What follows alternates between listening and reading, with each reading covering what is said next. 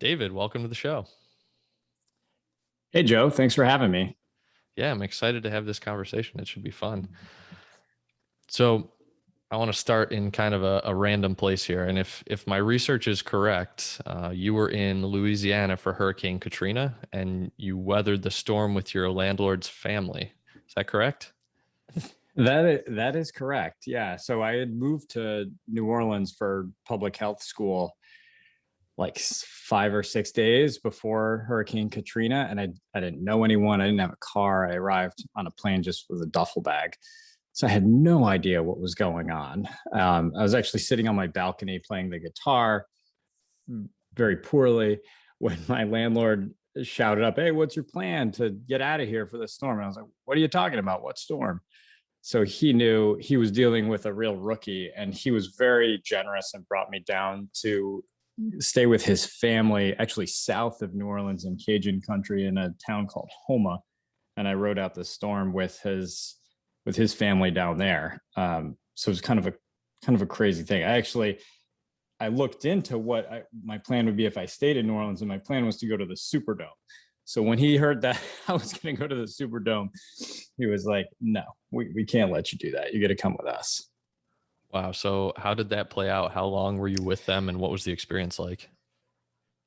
Yeah. So when we arrived, I will never forget this image. I pulled up in the driveway, and the garage door opens, and the folks we were staying with couldn't have been more warm and welcoming.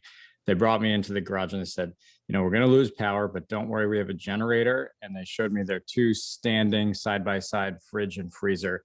The fridge was stacked to the gills with Miller Lite, and the freezer just had frozen shrimp. So they're like, "We're good to go. We can fry these shrimp with propane and oil, and we got Miller Lights for weeks." So I felt like I was in good hands. These people seem like they know how to ride out a hurricane. So I was there for about 10 days. We did lose power. I helped them kind of board up their house, and then after the storm came through, helped them just sort of clean up the yard, and nothing major damage there. And then after that, I hitched a ride through a friend of a friend from Houma, Louisiana to Houston, and stayed with some friends there. And from there to Austin for a little bit. And it was quite clear at that point from the images from coming out of New Orleans that I was not going to have a semester there. So I ended up going to Yale for a semester and then moving back to New Orleans in January to finally start my public health program. So it was a weird few months, but I was 23. I didn't care. It was fun. I mean, I had no responsibilities. It was all just kind of laugh out loud, like there was really no inconvenience or bother. I was like, this is ridiculous, but it's fun. Wow, what a crazy beginning to your experience in Louisiana and your medical education, right? Which we'll come back to that later, but before we do, let's jump around a little bit. So you and I met on Twitter, which is increasingly how I'm finding myself meeting interesting people and forging friendships. What prompted you to reach out to me? Yeah, I just saw, I forget how I saw one of your tweets and looked at your bio, and I saw that you were in Avon, Connecticut, which is just 2 towns away from where I grew up and where I live now with my family. That is just so uncommon for me to find someone in my sort of Twitter sphere who's connected with a lot of the same creative people that I was trying to connect with at that time.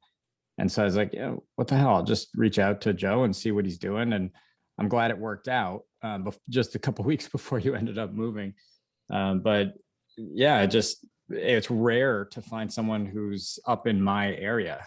So I just said, let's just do it. Yeah, I'm glad you did. So I lived in the New York City area for a while, and I met a handful of people in person that I had met online. I think it's a little easier to do there. But like you said, up in Connecticut where we were, it's like basically unheard of. You don't come across the same people in person that you do online. So that was a pretty cool experience. How often do you connect with new people on Twitter? I'm trying to do it more, only because just like our initial connection, it's generally very well received. People who I tend to follow on Twitter are they're generally very welcoming, supportive, and want to help. So that only encourages me to do it more. So, I don't have a schedule to it or anything, but when I follow someone new who I think is doing really interesting stuff, I'll just shoot them a DM and say, hey, I really like what you're doing. Here's something that I'm doing, and this is how you're helping me. So I appreciate what you're doing. Keep it up, kind of a message. Because some people have done that to me, and it really is, it's encouraging to hear that, oh, wow, someone's actually seeing this. They're finding it helpful, and they're encouraging me to keep it up. So I try to kind of continue to propagate that message through the Twitterverse. There's a lot of garbage out there. So you need to inject some positive vibes into that sphere. Really like that. That's a good strategy. And it's a good point about how Twitter and social media in general can be pretty negative. And I think I kind of have blinders onto this because of the people who I follow and the interactions that I've had. But I've had some people reach out to me and say, like, hey, you talk about making friends on Twitter. Like, how do you do that? My Twitter feed is a dumpster fire, basically. And like, for you and I think this feels kind of intuitive. Like, you follow interesting people, you interact with them. But everybody doesn't feel that way. So aside from that strategy that you just offered, where you follow somebody, you reach out, compliment them on their work, say, hey, this is how you helped me, whatever. Do you have any other strategies that you use?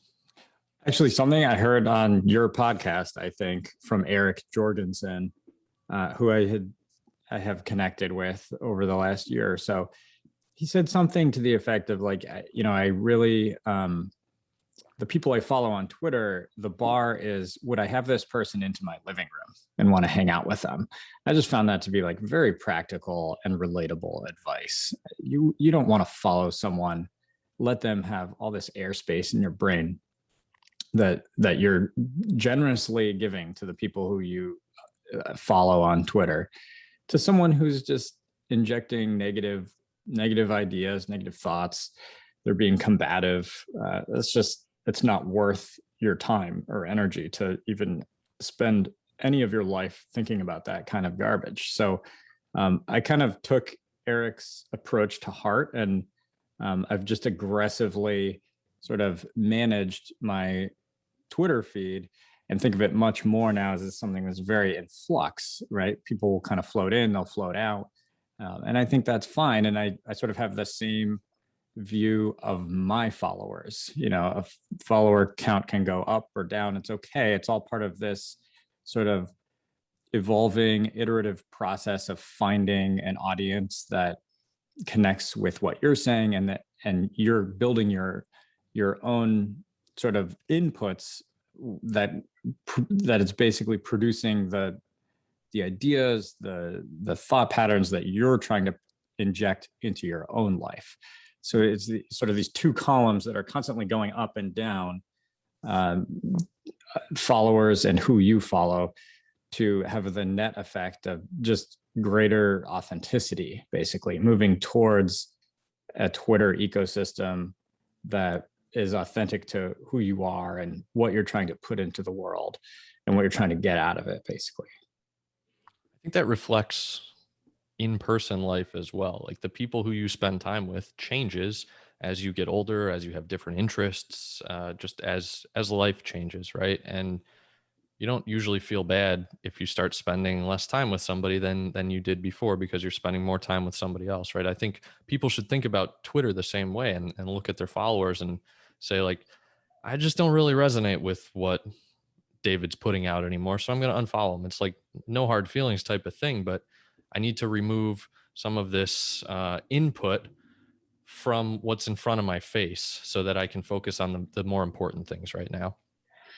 I agree. And, if you're on Twitter and you're putting things out there and you're just kind of looking for that dopamine hit and positive feedback of like a like or retweet or a follow or something, then that's sort of a corrupt enterprise, insofar as you're not truly you're not building content from a basic thesis of something that you're trying to do in your real life, right? You're just building something on a rocky foundation to get interaction. And I guess that's fine to do if like the goal is just purely audience building. But if audience building is to the end of some project that exists outside of Twitter, then, 10 retweets are not so important. What really matters is that you're finding the people who will actually use the thing that you're doing, that you're building and creating outside of Twitter. Exactly. But you know what? People use Twitter for all different kinds of things. For a lot of people, it's just purely trolling. So whatever it is that you want to use it for, I guess it's just important to do it with intention. It's a great point. So a few of the other pieces of advice that I've offered to people is like, make sure you're following quality people, not just sports teams or news publications or your friends from high school, right? Like that's how people kind of use social media. It's like, oh, what are these things that I know? Let me go follow them. What you should really be doing is seek out your interests and then find the people who are talking about those things, because you're going to be more likely to connect with those people. I think that's great advice. And as I've kind of transitioned my feed towards that end, I just find that Twitter is a much more useful tool for me rather than being just like some, as you said, dumpster fire of opinions and politics and just junk. So now it's a very useful tool for me. And it's because I started doing a lot of the things that you're describing right now. And I think creation also is very important. So the more things you put out there, the more content you put out, whether it's single tweets or threads or articles or videos, newsletters, whatever, if you're creating something, that's just more data points for other people to see and say, oh, that's interesting. Let me shoot him a DM, right? So the more content you put out, the more input you're going to have coming back to you. So if your goal is to make friends and get interaction, I think you really need to be creating things. Yeah, I mean, you have to put honey out there for all the bees that you want to meet to come in and check you out. If you just have all the ideas in your head and you never share them, and you just sit there stewing that people aren't following you, then there's a problem with that feedback loop. Exactly. Is there are there any particular interesting outcomes that come to mind that you've realized from Twitter? Sure. Yeah. I mean, so one that just happened this past week. I don't know if you follow Aaron Alto, but he's a fellow visualized value Jack Butcher school person like me, and he does a lot of sketching, and he's built quite a following of people who are he creates very beautiful and simple sketches for some philosophical things and then some motivational stuff. This is really cool and interesting stuff. And I had been following him, kind of been liking each other's stuff and commenting and stuff. And he just cold reached out to me and said, hey, I think what you're doing in this space is really interesting. Let me know what I can do to help. We could set up a call. So we did a 1-hour call this week, and he gave me some really outstanding advice on how to kind of really sharpen the message and drill down on the why of what I'm working on, and just really serendipitous interaction that came just from sharing what I'm doing on Twitter. I'd never have connected with Aaron if it wasn't for that. So those things do happen. Another thing was just, sharing a lot of the stuff that I was creating. Jack Butcher had reached out and invited me to create a blog post for his blog. It never would have happened if I hadn't been aggressively sharing what I'm doing to almost an obnoxious extent. But these things happen, and it's worth, if you were trying to find your people, it's worth sharing aggressively, because you just never know who's seeing what. That's a really great point. And as the person pushing the button and sending stuff out there, you feel obnoxious about it. But in reality, the people on the other end aren't seeing every single thing you put out. Like in my company, we talk with clients about, they have the question like, should I be posting every day? And the answer is like, yeah, you should be, because like I just said, everybody's not going to see everything that you put out. And even if they do, they're not going to think like, oh my God, something else from David, something else from Joe. Like they're going to, if they're following you, it's because they want to see it. So like, you got to put it out there. I agree. And Someone had used this analogy of Twitter as sort of like a river, and your followers are sometimes standing there at the bank. So anytime you do a new tweet, you're like dropping your little boat in the Twitter feed, and it will float by the people who follow you. It'll float by their part on the river. But sometimes they're not standing on the bank. They're not logged in. They don't see it. The algorithm's not pushing it onto their feed. And so you need to send these boats down quite a bit to get more eyeballs on them, because not every single person is seeing every single thing you create. So there's no shame in producing somewhat repetitive or redundant tweets about content if you're really trying to, some have said, like, program your audience. That's a little bit more manipulative than my personal view, but I think it's fair to say that you're really trying to get people to understand your message, the story you're telling, what you believe in. You need to do that over and over, because the way you explained it on Monday maybe didn't click with X, Y, and Z person. But if you say it again, basically the same concept in a slightly different way, or maybe with an image this time, you might connect with those people where you didn't get them before. I love that idea of the boat going down the river. That's a great analogy. They're paper boats. They don't last very long. They sink after a while, but you need to keep putting them in there and floating them down the river. All right, David, I'd like to jump into medicine for a bit, but I'd like to kind of take a unique entry point.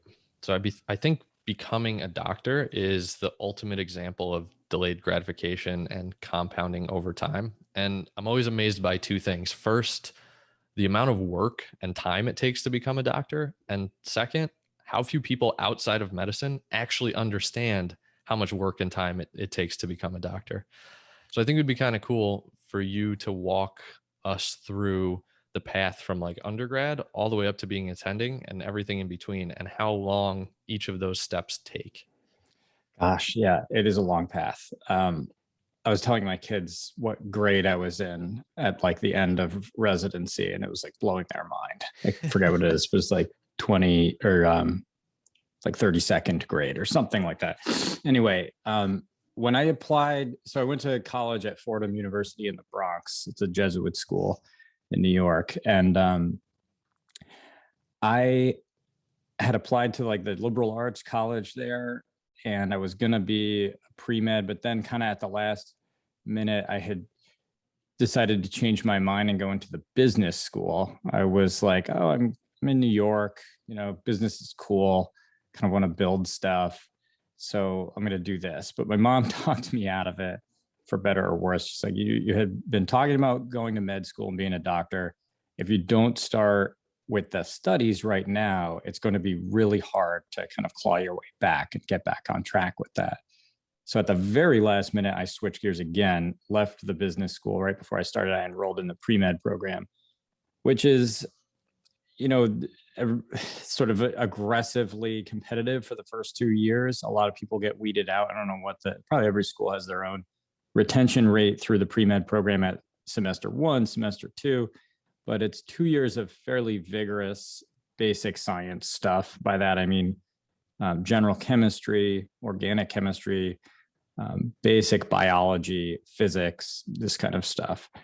So if you're not a lot of that stuff, you're not thinking about that necessarily in those terms as a physician every day, but it is very important to build an understanding of basic scientific method, how things can be falsifiable and verifiable, and just like the basic building blocks of a scientific way of thinking about the world. So it is important. And I think people do well in those first 2 years of pre-med are the ones who understand that, yes, this has very little to do with patient care, but if I don't understand this stuff, I'm going to be a lousy doctor. I need to get these basic principles down. So that's the first 2 years. The second 2 years is a little bit more freedom built into it. It goes to sort of the higher level sciences, and you have some more freedom to choose elective stuff. That's actually when I kind of ignored the advice of my advisors and went and lived in Ecuador for a year to study tropical ecology. So that meant I wasn't taking physics as a junior. And so That meant I couldn't take the MCAT as a senior, and that meant I couldn't go directly from college to med school. And they thought that was like a major crime. And I said, well, if that's required, I don't think I want to do this. That's not how I'm going to live my life. So I ended up just doing it anyway. I went and lived there. It was a wonderful experience. We'll talk about that later. And the last 2 years, you kind of end up building a little bit more of a customized schedule. So anyway, after you finish your undergrad studies, that's obviously 4 years, you have to take the MCAT, which is this entrance exam for medical school. And it's a test that's just like any other, general standardized test. You kind of have to learn a little bit more than the content. You have to learn how to take these tests. So if you understand that and you stress much less about the details, you do have to know some details, but you have to know quite a bit of details. I won't minimize that, but the memorization aspect of it is less important than the test taking aspect of it. And again, just like undergrad, there's people who understand this, who tend to do better with less stress. You get a high qualifying score on that, you apply to med school. Med school, of course, is 4 years. The first 2 years of medical school is mostly just like undergrad pre-med, just higher level, more specific courses. So instead of taking like general chemistry, you're taking biochemistry. Instead of taking physics, you're taking like physiology, pathology. So you're understanding, how the human body works normally for the first year. And then second year, you take pathology, and then you start to understand how the human body works when there's a problem. Mostly in the classroom, but there are some periods of time when first and second year medical students get an opportunity to go work in hospitals and get some exposure to patient care. But third and fourth year of medical school are completely different. There's very few sort of lecturing at you. There's almost all of your time during the day is spent in clinical rotations, they call them, but basically it's time on a clerkship or sort of like an apprenticeship where you're working with a team of doctors, usually a resident physician, some interns, and attendings. And you're given real tasks. You actually are meeting patients. You're introducing yourself as a medical student, taking a history, doing your own physical exam, and then reporting all that back to the team. So it's really the first time with some training wheels that you're actually taking care of patients on your own. So you finish med school after 4 years, and then depending what field of medicine you go into, you have a residency, which is anywhere from 3 years to, I think the longest ones are 6. And the first year of any residency is called the internship. That is usually the hardest year physically because you are the person who just gets the least time off. And you actually are, you're required to do a certain number of rotations in certain areas of the hospital to develop an acumen and a proficiency in patient care in various places. So like ICU, ER, general ward inside the hospital and stuff like that. And this is the year that most people know to be like the most demanding, taxing physically. So after that 1 year, depending on what specialty you go into, you have up to 4 or 5 additional years after that are really now getting very specific. So any lectures are really just about your siloed out specialty of medicine. You are only in clinics, only working in hospitals, taking care of patients in that specific field. And you're working with the same handful of doctors over and over and over. So you become they become mentors for you, and you really start to develop a sense of their sort of method, approach, mental models for how they handle patients in certain situations. And this is where you do your real learning as a doctor. And the idea is that at the end of those, 2 to 5 additional years, you're ready to go out and practice medicine on your own. In most fields of medicine, you end up having to take boards, so you think the tests are over once you get through med school. It's not true. You take boards, written boards, the last couple of years of residency, which are just another standardized test that's very specific to your field of medicine. But then in my field, you also have to take oral boards, which in my case, we had to fly to Louisville, Kentucky, and go from hotel room to hotel room with experts from all over the country. They're sitting on a computer and there's an empty chair next to them. They just show you images and say, tell me about this. What do you see here? What do you want to do with this patient? What treatment, what side effects? And then they click on to the next case, and you just go room to room. You get examined by 8 different experts from all over the country. And if they feel that you're safe to practice medicine, you get the stamp of approval, and then you get board certified, which is sort of the final hurdle. And now you are a doctor. Holy cow. So we got 4 years of undergrad, 4 years of med school.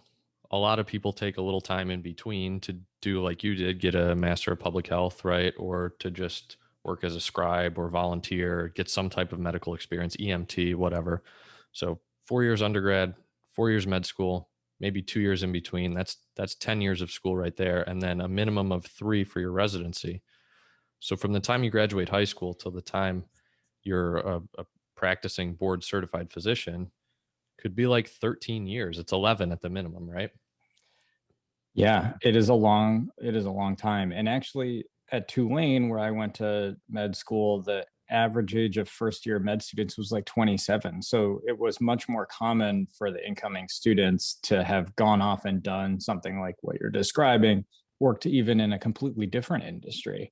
And then decided that they had a different calling, and they came back and enrolled in med school later on in life after having done something completely different, you know? Wow. I can't imagine starting something like that at age 27. That's We had one guy in our class who was in his 40s, and he had 2 kids. And I don't understand how that worked, but he did it. He had a very that's supportive spouse, I think.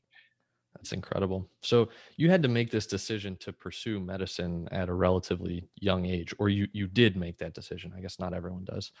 What positioned you to have such a long-term mindset so early in life? My I had a close friend who, he is my father-in-law now, but he was a mentor for me as a younger man. And he is a trauma surgeon.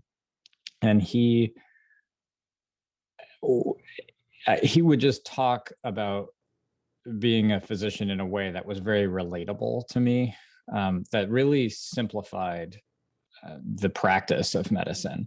That was very appealing. And I always liked studying science, but he kind of helped me understand how to pull in humanism, connecting, finding a way, finding a foothold to connect with people on a very personal level, and then pulling in a scientific expertise. And then sort of this less tangible, more difficult to define clinical acumen, where you just have a sense of like what's happening medically. So pulling that all together, the human connection, the scientific foundation, and then this sort of more ethereal thing that you can only get with experience, um, is very attractive to me. That sort of constellation of skills coming together that seemed to be very challenging, but also very rewarding. And that was a main reason why I decided to go into medicine. So what I'm understanding from this is that you were able to make that decision that would affect the next decade of your life because you had a good role model who was showing you exactly what it meant to be a doctor, right? Like all the different aspects of it. It's interesting. My wife and I were having this conversation recently where she grew up, where you're from, Avon, Connecticut. And I grew up in upstate New York. And the people who we were exposed to when we were in high school were very different. Like she grew up around a lot of doctors and lawyers and engineers and professionals, right? People who have been through college and probably through graduate school and then have this career on the other side of it. And I grew up around a lot of people who either didn't go to college or just had a 4 year degree and then worked some blue collar job. Not to minimize that, that's not bad at all. But when you grow up that way, it's harder to see what's on the other side of college or grad school or whatever. And then I think it's harder to make those long-term decisions earlier in life because you don't have the people showing you like very practically and up close, this is what happens when you persist through 4, 6, 8, 10 years of school. So I think that's kind of an interesting thing to think about. That's very interesting. And I think that I had very little perspective on that growing up, very little. Um, and even just you saying that now is helpful to sort of frame that in my mind. You cannot swing a dead cat around here in the suburbs of Connecticut without hitting a doctor or a lawyer. It's just sort of built into the system, but it is not normal. Um, when I lived in New Orleans, I had these phenomenal neighbors who were, they're born and raised in New Orleans, just like some of the most high quality people who did not have a high school education, but I loved spending time with them. Just incredible generosity of spirit, very giving people. And it just opened my eyes, having grown up here in Connecticut, to just the rest of the world. I know that sounds very silly and trite, but and then doing college in the Bronx helped too. Living in South America was helpful too. But and then I spent some time volunteering during medical school, doing some stuff in Africa, and just explode. I think it's important for younger people, like late teens, early to mid 20s, to just go do something that explodes your worldview. Don't dip your toes. Just do something that's just going to absolutely shatter the way that you thought the world worked, because we live in silos, and you're just going to get a lot more out of life by shattering what you sort of were trained and programmed to think and do as a young person. And I love that perspective. I'm a huge proponent of like people taking a gap year between high school and college and going and volunteering or working a job or just going and living somewhere different and getting different perspectives, like you said. And I'm such a proponent of it because I didn't do it. And I know it would have benefited me so much because after college, I moved to New York City. I met all different types of people. I got all these different perspectives. And then I traveled around the world and the country for work, and it benefited me so much. And I would have been so far ahead of where I was if I had done even a fraction of those things in high school, in college, or somewhere in between. So, man, I can't speak highly enough about the value of like travel, spending time with people who are different from you, and just understanding that, like you said, growing up in Avon, Connecticut, a lot of doctors and lawyers and whatever. Not everybody's like that. And there's absolutely nothing wrong with it. What's wrong is thinking that everyone is like you, right? And I think that causes a lot of problems. It does. And if you don't step outside of that world, you just automatically think that that is the right path for you. And it's Mm, probably not. Those are relatively small slices of the pie in terms of what's available to us, especially right now in like the current moment in the history of the world. Um, those things where they may have been the best thing for you 15, 20 years ago probably are not with what's available to us in terms of just creating your own job out of thin air based on what you particularly are good at and what people want. So I think the internet helps because I don't need to walk around town talking about my ideas and hope that some of these doctors and lawyers who went to fancy schools around New England and stuff will resonate with them. I can use a massive platform and find people from all over the world who see value in that and are teaching me about how it's either helpful or unhelpful to them to make it better. So whereas the signal around here would just be garbage, because the odds are I'm not going to find someone around here who cares even about this. right, right. So I think this is a good segue into PRIMR. So aside from being a doctor, you're also the founder of this company. I don't know, is your company called PRIMR, or is that just the app? That's the app that we have. We're in flux as far as legal entities, but like we have an LLC that's under a different name. That's sort of like a parent company, but the application and the public website is PRIMR without an E. So PRIMR. Okay. And of course I'll link to that in the show notes, but we'll go with PRIMR. You're the founder of PRIMR. So can you tell me what that is, how you got the idea for it? And we'll start there. Sure. So the short version of what it is it's a web application and it's a platform for any doctor to take a digital recorded version of their common explanations and upload it to this application and then send their explanations as needed to patients through a secure link so the patients can watch their doctor's explanation on demand and share them with family. So that's the basic functionality. It's fairly simple. It's basically file sharing between a doctor and a patient on a secure one-way platform. But how did it start? It started because having practiced for 6 years now in private practice, I have noticed that knowledge transfer between doctors and patients is very inefficient. The way that we do it right now is very antiquated, and it's under leveraging the available technology by orders of magnitude. So what I typically do for my cancer patients when I meet them is, I have all the information about their disease and I have to teach them about their disease. They need to understand what is happening in their body in order for me to adequately recruit their participation in a sometimes very difficult and toxic regimen to fight the cancer. It's hard to get someone to participate in that kind of a difficult treatment if they don't understand what's happening. And my belief goes a step further, which is that they will suffer more if they don't understand it, because the anxiety, the fear of the unknown is added on top of the physical stress.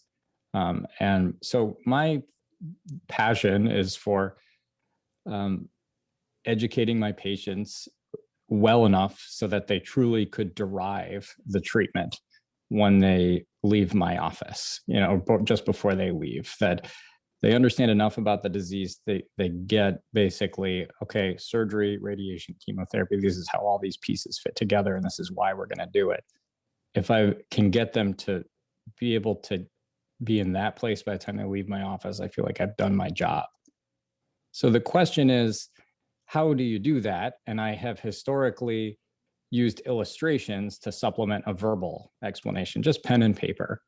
That was pretty well received by patients, but a couple of key moments. One was I had drawn something for a patient, and I typically would go and take it and put it in trash after in the shredder.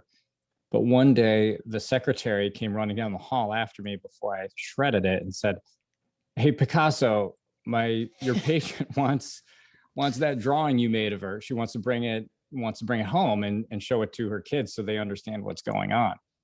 And around that same time, I had been sort of connecting with Jack Butcher, who had a tweet about selling your sawdust, which basically means the thing that you do every day, and you basically, it's the work product that you do. If you can figure out a way to capture that and digitize it, now it's a product. And so this all kind of came together at the same time, where I had patients asking for this memento of my explanation, and the information I was consuming on Twitter was sort of pointing to a strategy of digitizing your work product. It all kind of came together, and I started to create a library of my own very common explanations that I use probably 3 or 5 times a week. So in my career, that's thousands of times of explaining the same very complicated thing over and over. And it just became a no-brainer to begin to digitize these things so that my patients can have access to them on demand and share them with family who maybe live 3 time zones away and can't join us in person, but they do want to know what's happening with grandma. So can you walk me through like a very specific example of an interaction with a patient from before they show up at the office to the time in the office with you to after they leave, and how PRIMR weaves into all those interactions? Sure. So I'll just start with the basic workflow. Pre-PRIMR was, patient gets on my schedule, they come, they check in, and they get put in a room. I come in and I explain take a basic history, the standard doctor questions, do a physical exam, and then we talk about my assessment and plan. So that's basically medical speak for here's what I think is happening, here's what I think we need to do about it. And that appointment is an hour long. And then I set them up with their next appointment for the next procedure I'm going to do with them, and off they go. With the workflow of PRIMR, we're testing a few different points during that arc of patient experience to insert this digital explanation. And we're going to be testing to see how different variables change, like engagement, patient satisfaction, things like that, depending on where in the arc of that workflow we insert this digital media. So others have tried before consult. So before you even meet the patient, getting this information to them. So they basically consume it and have already a foundational understanding of their diagnosis, the treatment, the side effects, the risks, et cetera. And then they come and meet with you, and you end up having a much more customized conversation with them about their disease and the treatment and what it's going to be like. I find that has been true in my practice as well. Others have reported this in the literature, but anecdotally, I believe that's a very powerful thing to educate a patient with the basics before they come in. It opens the space for them to come at you having already processed this complex information and coming at you with a very customized personal list of their concerns. So I think that's probably the most high value point in the arc of their experience with me, to insert this media. Another idea is to put it in their hands in the form of like an iPad in the waiting room, and then in the room itself while they're waiting.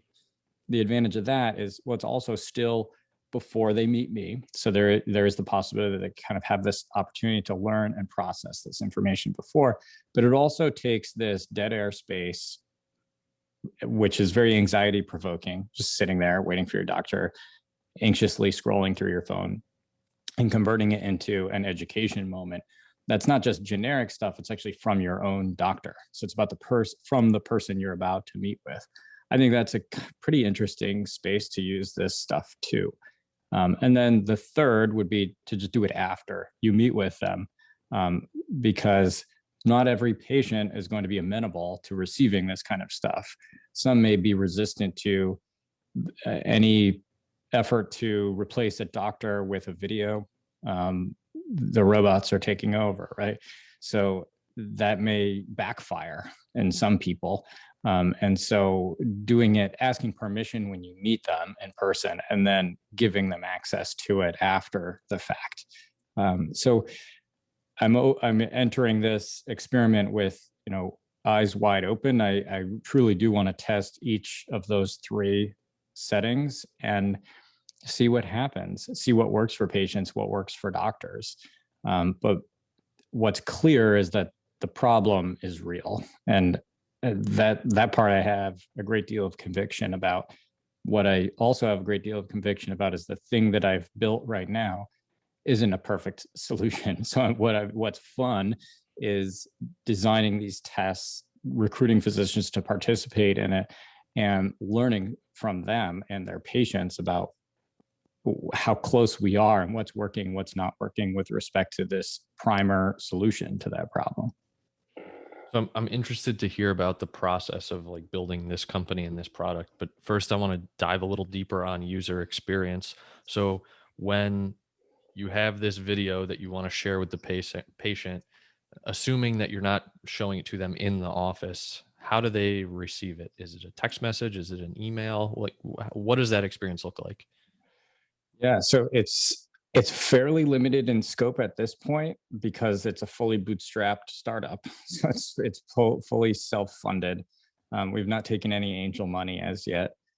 We have some people who are quite interested and have offered, but we probably will do that. But I really did want to build it to a point where I felt ready to take on other people's money and give away equity. So in that setting, I could really only afford to do a very basic MVP, which is not text. I want text, but I couldn't afford it out of the gate. So it's email only.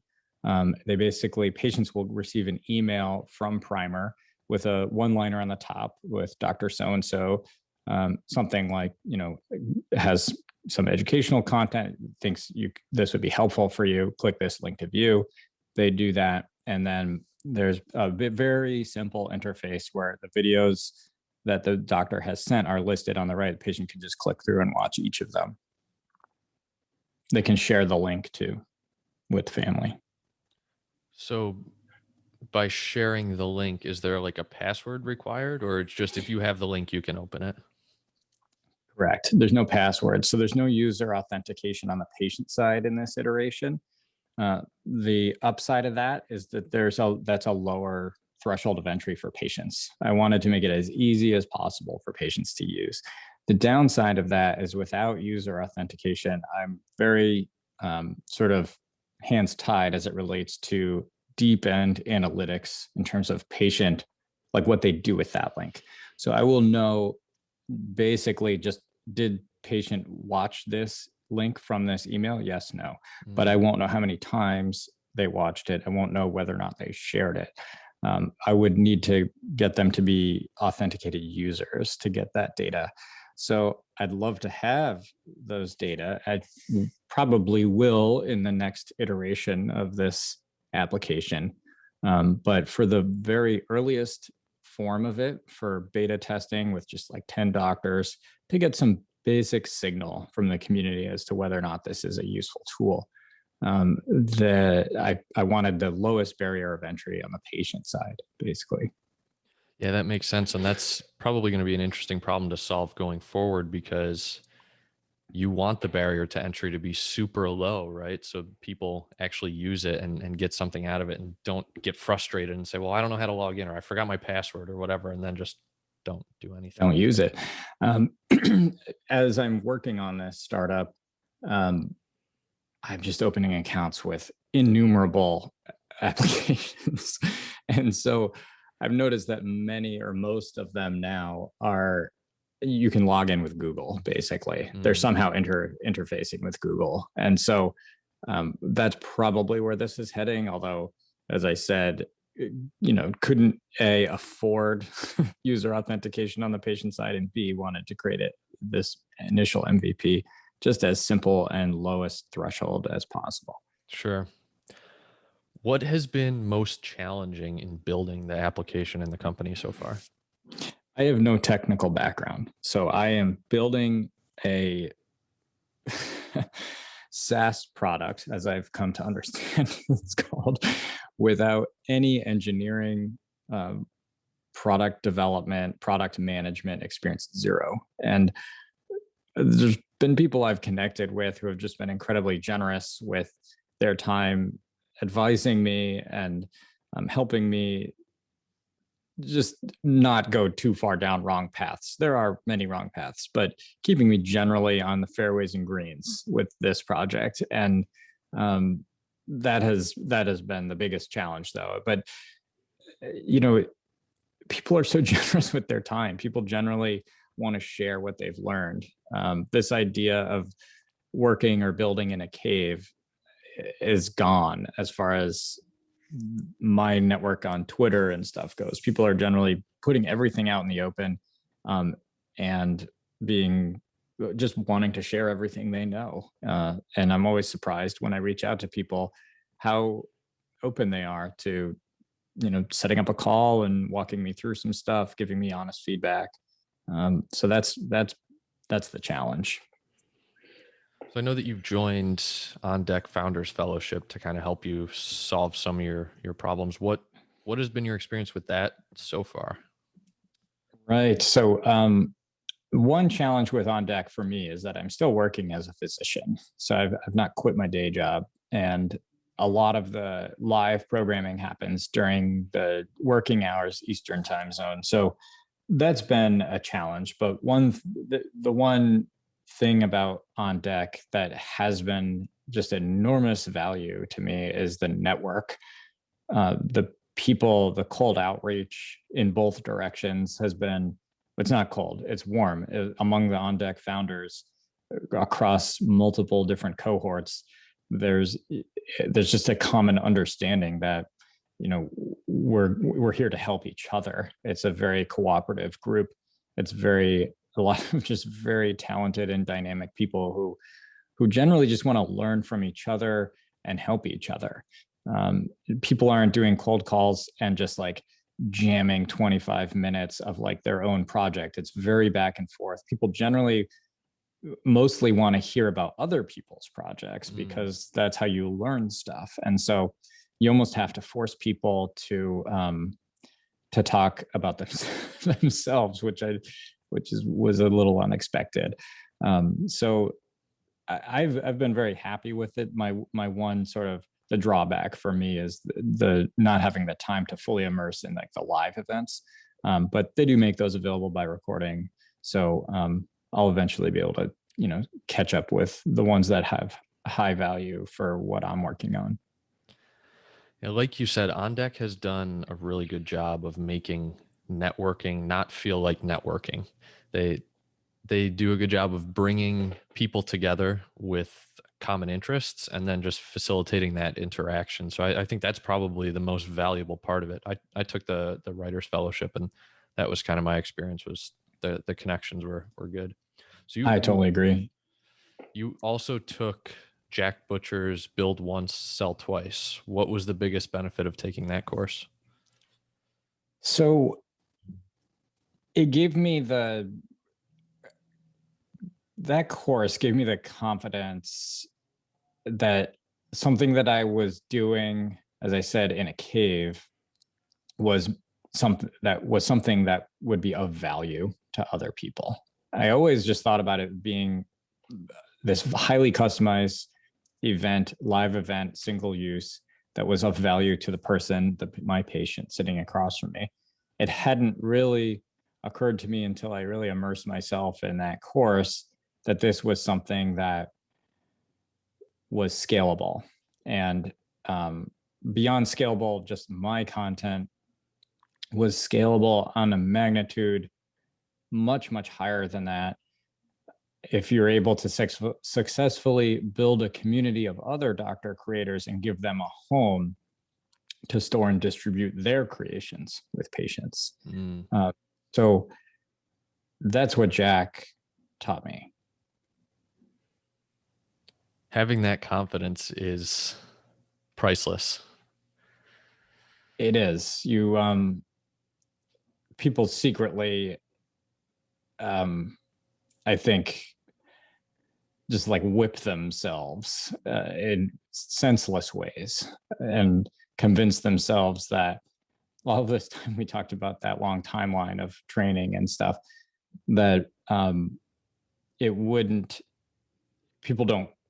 necessarily care. It's not worth your time. It's not a good investment of your time to create content. But the course really made it very relatable. The concept of taking your work product that you do every day and memorializing it and making it accessible to others is just something that doctors, I think, don't think about. It's all about treading water. It's all about like kind of taking care of the person across from you and getting through your schedule and getting through your day. But when you create content, yes, it does take time, it takes effort, but there's compounding returns on that, as there is with money and relationships. If you take your medical knowledge and convert it into a digital asset, there's enormous compounding returns, not just in the time that you would save by grandma's granddaughter who lives in California and wants to basically understand what you're planning to do with her. That's maybe a phone call avoided, right? But there's also just the compounding returns of diversifying your creativity and your mind. I mean, there's doctor burnout is an enormous problem. And if you start doing content creation, the the issue of sort of burnout starts to fade away because you have this new outlet for your knowledge that's very creative and very rewarding in a way that doctors haven't quite experienced before. Most of our content creation is like very dry manuscripts, medical manuscripts, giving lectures in large lecture halls, going to conferences to share your research. I mean, that's thrilling for many doctors, but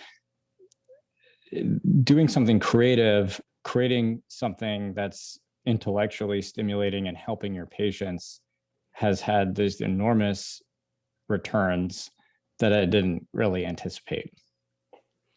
I'm glad you're sharing that paradigm with other doctors, and I'm excited to see what happens with PRIMR. Thanks.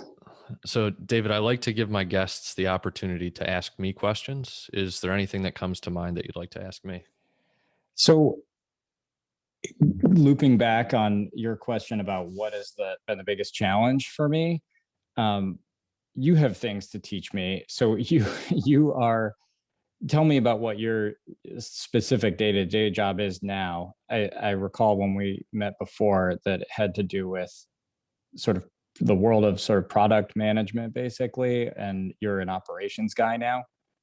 Yeah, so I'm director of operations at Sean West Media, and we have a few services, but our primary service is Daily Content Machine. So our clients are podcasters, and they send us their weekly video podcast, and we comb it for the best clips for social media. And we find those clips, we isolate them, we edit them down to their most basic form. So we remove filler words, tangents, uh, anything that is distracting to the viewer. And then we write captions, we write descriptions, we provide the transcript, and we put it in a really nice visual package that's formatted to 5 of the social media platforms. And then we deliver that back to our clients in a folder where all they have to do is click the Monday folder, open it up, click the Twitter folder, post right on Twitter. And they can do that for Instagram, Facebook, LinkedIn, and YouTube.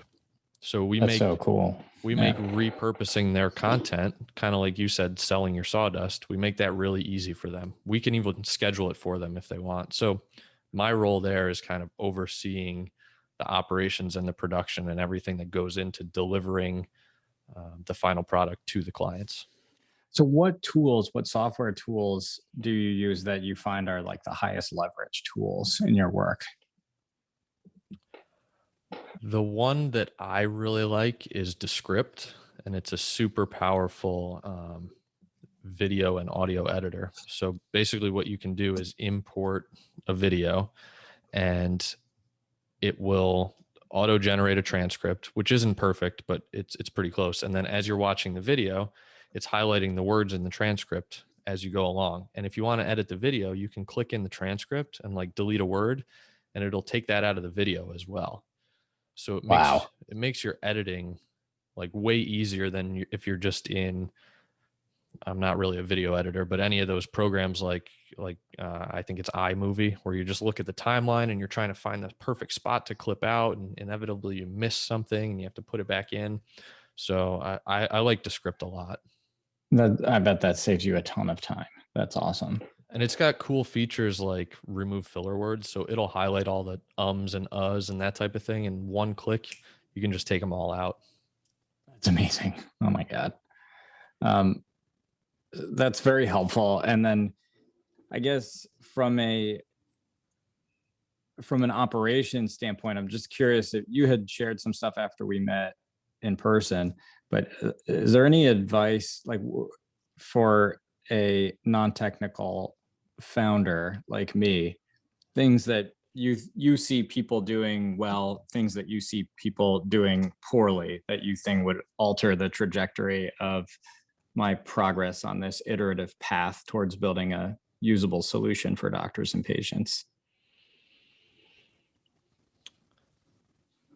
I wouldn't say that I'm an expert in this at all, but from my limited experience of building a product, an app, I would say focus your energy on one small piece and make sure that your customer base actually likes that piece before you put time and money into building something else. So practically, what does that look like? Maybe just focus on your web application first and make sure there are doctors out there that are like, yeah, this is actually really useful. But you know what would be better is if I could have this on my iPhone. And then you're like, okay, yeah, maybe now I'll develop the iOS app, but don't do iOS and Android. Just focus on iOS, right? And then continue to build your customer base. So I think focusing on one thing at a time and making sure that there's actually product market fit for that, that is super valuable, I think. That's very helpful. And, obviously, if you're an imaginative person and you have a real problem, your mind can go in a million different directions about different features. And as you talk to doctors about it, they kind of just off the cuff will rattle off some features that they would like to see. But I think it does take a great deal of discipline to land at a very small beachhead, but do it exceptionally well, like really delight people with that. So that's where we're starting, which is helpful because I don't have enough money to build something that's more bells and whistles anyway.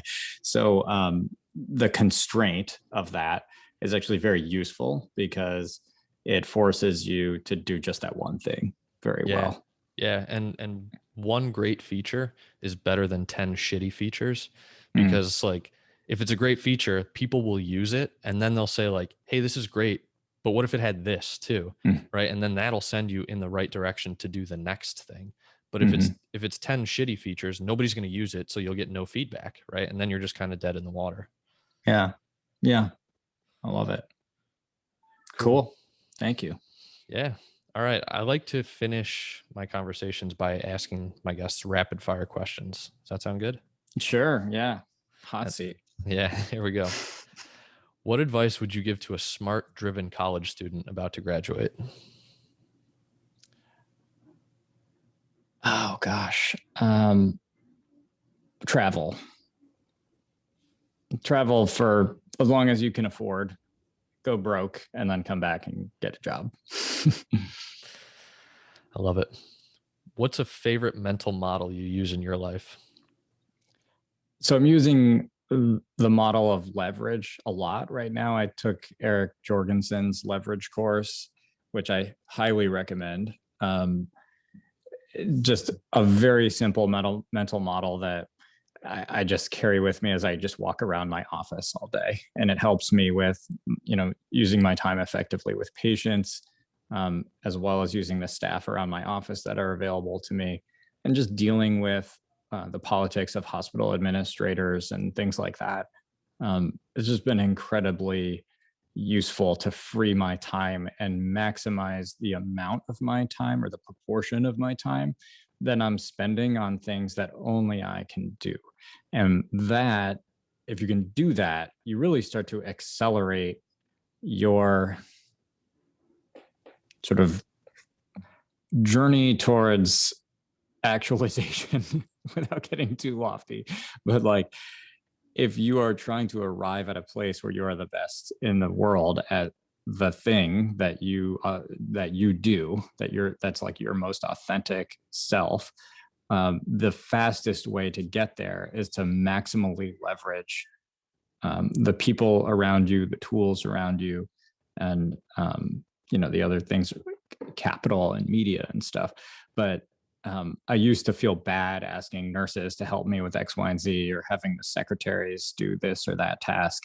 But once I really incorporated the mental model of leverage, I understood that not only is that, that's very helpful to me, but also others, their path to actualization requires that they're doing tasks up to their maximum level of training. So I'm not actually helping the nurses by doing this thing that's in their sort of level of training to do. They need to do that so that they can maximally achieve their best version of themselves. That was hard. That was a tough nut to crack. I had, these tendencies to do everything for everyone and just try to be a nice guy, but that's not the way to go. I mean, you still need to be nice. I'm not saying be an asshole, but you can leverage other people in ways that are not unsavory, in ways that are actually helpful to them. That's a great mental model. What advice would you give to a new parent? Yeah, I have 4 kids, so I have advice. But one thing I try to do with my kids is whenever they ask me to play, I never say no. I'll drop whatever I'm doing and go and play with them because they're obviously seeking something in that moment. And I think it's just wonderful. I mean, that's why you have kids. And if they come to you and it's like, oh, can you play with this or that? It's whatever I'm doing. Like, even if I'm cooking, just turn the stove off and go do whatever it is they're asking of you. They seem to enjoy that. I think it's good. I love that. That's a really good one. Who is your favorite Twitter follow? Naval. I'm not gonna, he's really changed my life over the last year or so. He's just, I think, like a once in a generation sort of philosopher, and I'm really enjoying consuming his stuff. You can't go wrong with Naval. All right, last up here. This is one that I borrow from Patrick O'Shaughnessy. What is the kindest thing anyone has ever done for you? Oh, that's a great question. I will tell you that when I was applying to med school, the director of admissions at Tulane just like took a chance on me. I had fine scores, I had fine grades, but the other applicants on the slate had on paper much more impressive sort of pedigree. But I was living in New Orleans. I was working, volunteering at the health department. It was right after Hurricane Katrina. And she saw what I was doing and she said, this guy is in it. He's invested in this city. He wants to be a part of rebuilding. Let's take him. And that of course changed the trajectory of my life in a major way. So Barbara Beckman was her name. She just said, let's take him. And it was life-changing. That's awesome. David, this has been a great conversation. I've really enjoyed it. Where can people find you if they want to continue the conversation or check out PRIMR or any of that? Sure. Yeah. So I've got a few things. I'm most active on Twitter and it's at Dr. Grew, but I also have a personal website now, which is just davidgrew.com. I'm going to be starting a newsletter for some of my Twitter threads to compile them and send them out into people's inbox in the next couple of months. So you can sign up there. And then if you want to learn more about PRIMR, the website for PRIMR is primrmed.com, and it's PRIMRMED.com. And if you're a physician and you want to sign up to be a beta user for PRIMR, you can message me through any of those places, but probably the fastest way is on Twitter, just with a DM. And we're starting to onboard physicians now. And I would just love to get you signed up and hear your feedback.